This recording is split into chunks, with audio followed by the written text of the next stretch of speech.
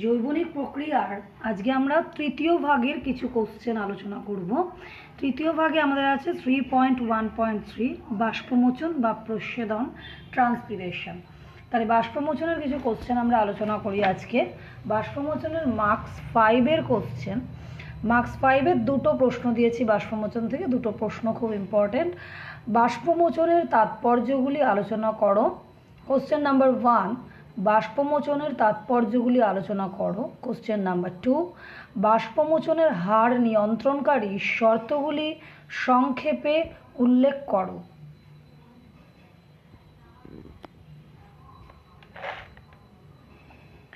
তাহলে মার্কস 5-এ দুটো প্রশ্ন, বাষ্পমোচনের তাৎপর্যগুলি আলোচনা করো, বাষ্পমোচনের হার নিয়ন্ত্রণকারী শর্তগুলি সংক্ষেপে উল্লেখ করো।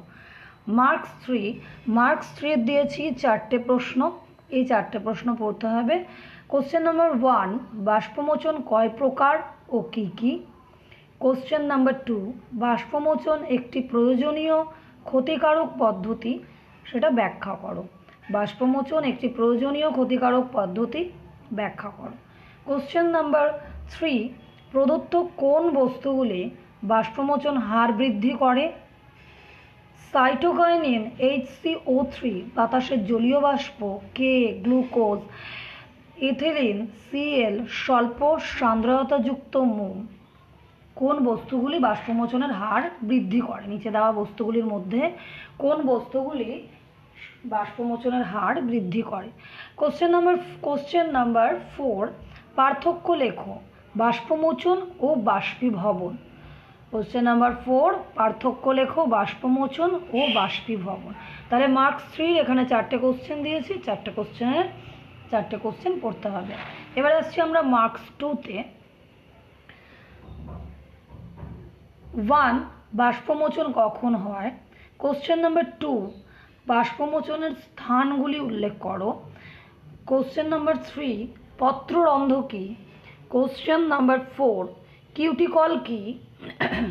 কোশ্চেন নাম্বার 5, লেন্টিসেল কী?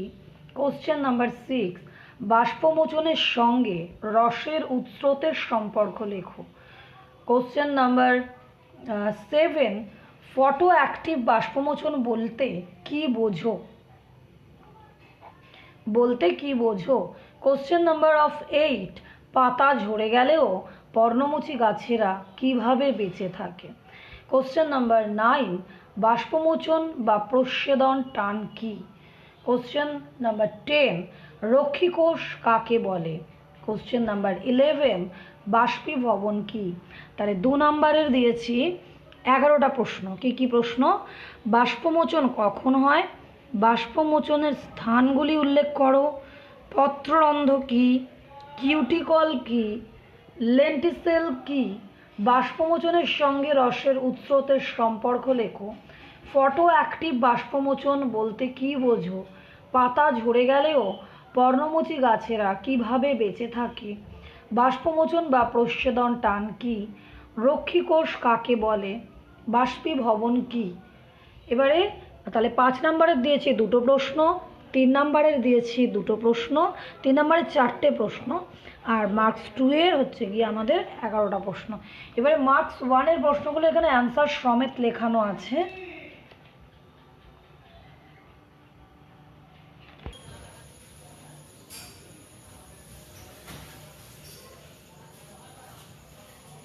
এবারে শূন্যস্থান পূরণ করো, এগুলো শূন্যস্থান পূরণ করো।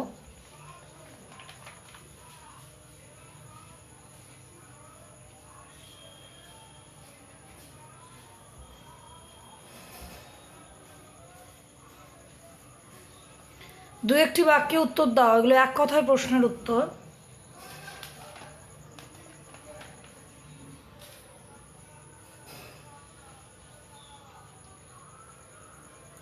এগুলো এক কথায় একদম ছোট প্রশ্নের উত্তর, এগুলো অ্যান্সার সমেতই লেখানো আছে।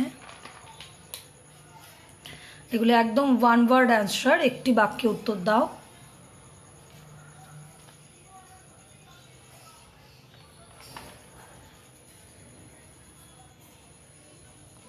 তাহলে এখানে আমাদের বাষ্পমোচন শেষ হলো। এর পরের দিন আমরা আলোচনা করব জল, খনিজ পদার্থ, খাদ্য ও গ্যাসের পরিবহন।